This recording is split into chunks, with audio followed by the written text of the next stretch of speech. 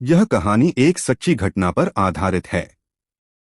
इस कहानी में जगह का नाम असली रखा गया है। सिर्फ पात्रों का नाम गोपनीयता के लिए बदल दिया गया है। यह कहानी जमशेदपुर में रहने वाले 25 वर्षीय शेखर की है। कॉलेज की पढ़ाई पूरी करने के बाद जमशेदपुर में ही एक मार्केटिंग कंपनी में मैनेजर के पद पर शेखर की नौकरी लग गई थी। कंपनी के काम के सिलसिले में उसे तकरीबन हर 3-4 दिन पर यात्रा करनी पड़ती थी। आज एक बार फिर कंपनी के काम के सिलसिले में वह रांची जा रहा था। रांची में आज उसकी जरूरी मीटिंग थी। कार ड्राइवर अमर मिश्रा अन्य दिनों की ही तरह आज भी म्यूजिक सिस्टम ऑन करके तेज गति से कार चला रहा था। शेखर पीछे की सीट पर बैठकर मोबाइल देख रहा था। लगभग 1 घंटे चलने के बाद कार हादसों के लिए बदनाम तेमारा घाटी पहुंच गई थी। सुबह के लगभग 10 बज रहे थे। पुलिस ने हाथ देकर गाड़ी रोकवा दी थी। आगे लंबी जाम थी। पुलिस ने बताया भयंकर एक्सीडेंट हुआ है। एक्सीडेंट में स्कूटी सवार एक लगभग 22 वर्षीय युवती की मौत हो गई थी। इस खतरनाक तेमारा घाटी में एक्सीडेंट का होना एक रूटीन वर्क बन गया था। इसकी घुमावदार एवं तीक्ष्ण मोड़ अब तक सैकड़ों लोगों की जिंदगी के साथ खिलवाड़ कर चुकी थी। तभी बगल से लाश को लेकर एक तेज गति से एम्बुलेंस जमशेदपुर की ओर निकल गई। गाड़ी धीरे धीरे आगे की ओर सड़कने लगी थी। थोड़ी ही दूर आगे एक स्कूटी रोड के किनारे गिरी हुई थी। अगल बगल खून के धब्बे दिख रहे थे। एक बार फिर अमर ने गाड़ी की स्पीड बढ़ा दी थी। शेखर ख्यालों से उबरकर मीटिंग के बारे में सोचने में मग्न हो चुका था। गाड़ी लालपुर चौक पहुंच गई थी। अमर ने गाड़ी को पार्क कर दी थी। शेखर मीटिंग के लिए हॉल के अंदर जा चुका था। लगभग 4 बजे मीटिंग खत्म होने के बाद जमशेदपुर के लिए वापसी यात्रा शुरू हो चुकी थी। शहर से बाहर निकलते निकलते करीब 5 बज गए थे। अमर तेजी से गाड़ी चला रहा था। 6 बज चुके थे। धीरे धीरे अंधेरा छाने लगा था। तेमारा घाटी की घुमावदार एवं तीक्ष्ण मोड़ एक बार फिर शुरू हो चुकी थी। अचानक झटके खा के शेखर की कार रुक गई थी। कार एक ट्रक से टकराते टकराते बाल बाल बची थी। अमर काफी प्रयास के बावजूद कार स्टार्ट नहीं कर पा रहा था। तभी शेखर ने कार मैकेनिक की मदद के लिए हेल्पलाइन नंबर पर डायल कर दिया। अंधेरा चारों तरफ फैल चुका था। बीच बीच में दूसरी गाड़ी के गुजरने के साथ अचानक रोशनी फैल जा रही थी। अमर ने कार की दोनों इंडिकेटर को संभावित दुर्घटना से बचने के लिए ऑन कर दिया था। तभी पीछे से आती तेज रोशनी में शेखर तथा अमर दोनों को एक साथ सामने सुबह वाली स्कूटी एवं खून का धब्बा दिखाई दिया। दोनों की डर के मारे रूहें कांप गई थी। कार मैकेनिक को आने में अभी भी लगभग आधे घंटे का समय था। बीच बीच में जंगली सियारों की आवाज आ जा रही थी। तभी ठीक हमारे सामने एक ट्रक की चपेट में एक काली बिल्ली आ गई थी। स्कूटी, खून का धब्बा और अब मरी हुई काली बिल्ली उस मंजर को और खौफनाक बना चुका दिया था।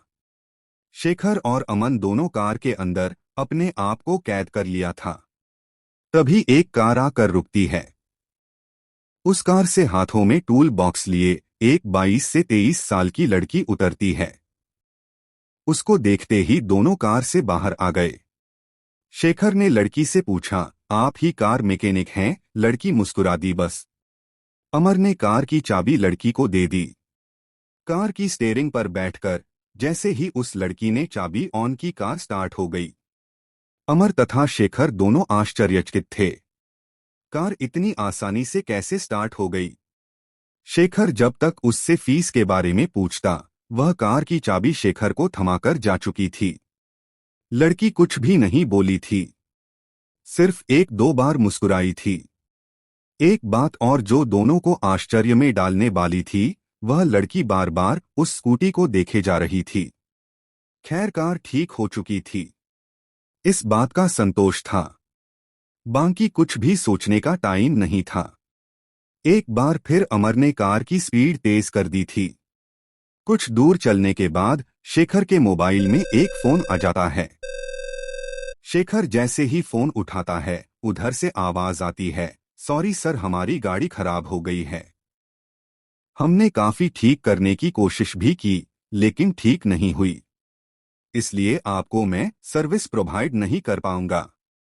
शेखर बोला, रॉन्ग नंबर, लेकिन तब तक फोन कट चुकी थी। रात के 9 बजे तक दोनों अपने अपने घर पहुंच चुके थे।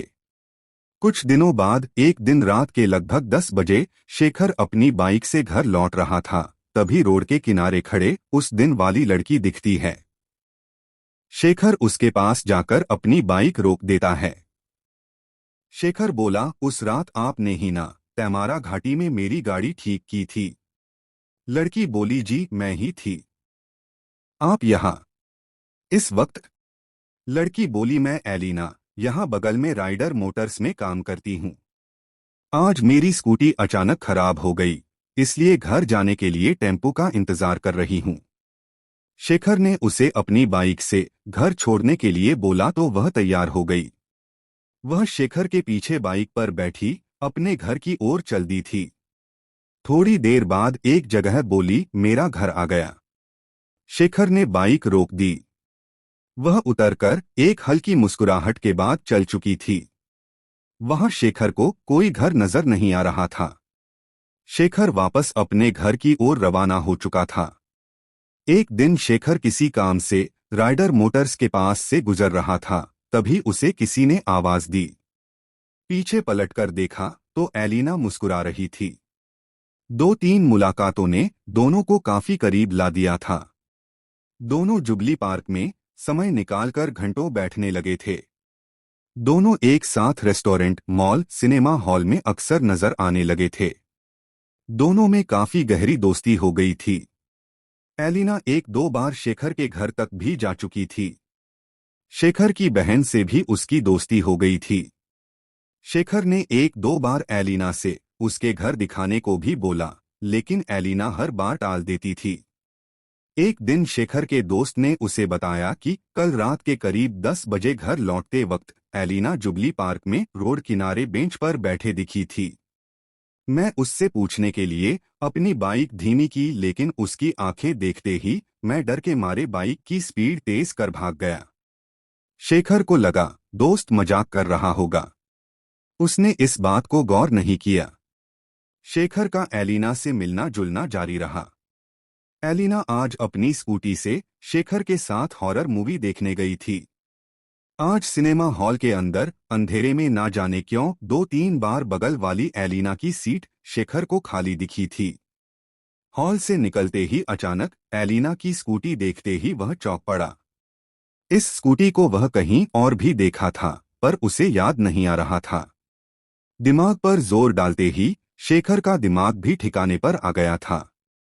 यह स्कूटी तो तैमारा घाटी वाली ही थी। शेखर सारी पिछली घटित घटना को एक एक कर जोड़ने लगा था। तैमारा घाटी में चाबी लगाते ही कार का तुरंत स्टार्ट हो जाना, कार में मैकेनिक का फोन आना, दोस्त द्वारा उस रात एलिना को जुबली पार्क में देखना, अपने घर का पता न बताना। शेखर को सारी बातें समझ में आ चुकी थी। आधे रास्ते में बहाना बनाकर वह उतर गया। फिर मिलेंगे बोलकर एलिना जा चुकी थी। एलिना से छुटकारा पाने के लिए शेखर गोल पहाड़ी के पास एक सिद्धि प्राप्त बाबा के पास चला जाता है। सारी कहानी सुनने के बाद बाबा ने बताया कि उसकी आत्मा किसी हड्डी में कैद है। अगर उस हड्डी में मंत्र पढ़कर जल डाला जाए तो उसकी आत्मा मुक्त होकर अपने लोक वापस चली जाएगी। बाबा ने हमें अपना एक खतरनाक प्लान समझा दिया था। मैं आज अंतिम बार एलिना को उसके घर छोड़ने जा रहा था।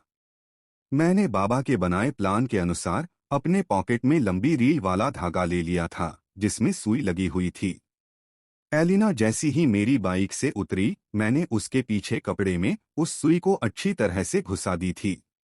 अगले दिन सुबह मैं, बाबाजी तथा मेरे कुछ दोस्त धागे के पीछे पीछे एक कब्र तक पहुंच गए थे। धागा कब्र के अंदर जा रही थी। थोड़ी सी मिट्टी हटाते ही एक हड्डी में वह सुई घुसी दिखी। हड्डी को मेरे दोस्तों ने निकाल लिया। हड्डी को सामने रखकर जैसे ही बाबाजी ने हाथ में जल लेकर मंत्र पढ़ना शुरू किया, एलिना अपनी असली रूप में प्रकट हो चुकी थी। वह जोर जोर से बोलने लगी, मैं शेखर से प्यार करती हूँ। मुझे इसी लोक में रहना है। उस दिन मैं तैमारा घाटी में मरी थी और आज ये बाबा मरेगा। मंत्र पढ़े जल का छींटा बाबाजी जब तक उस हड्डी पर मारते, उससे पहले ही सामने जमीन पर खून का बड़ा धब्बा बन गया था। बाबाजी और वह एलिना रूपी आत्मा दोनों गायब हो चुके थे। शेखर अपने दोस्तों के साथ वधवास अपने घर की ओर भागने लगा था। अगले दिन शहर के अखबारों में एक दुर्घटना को प्रमुखता से छापा गया था। शहर के मशहूर बाबाजी की तैमारा घाटी में एक सड़क हादसे में मौत। आगे की कहानी जानने के लिए हमारा शीघ्र आने वाला अंक तैमारा घाटी पार्ट 2 अवश्य पढ़े। बाकी सारी कहानी पढ़ने के लिए हमारे चैनल को अवश्य सब्सक्राइब करें।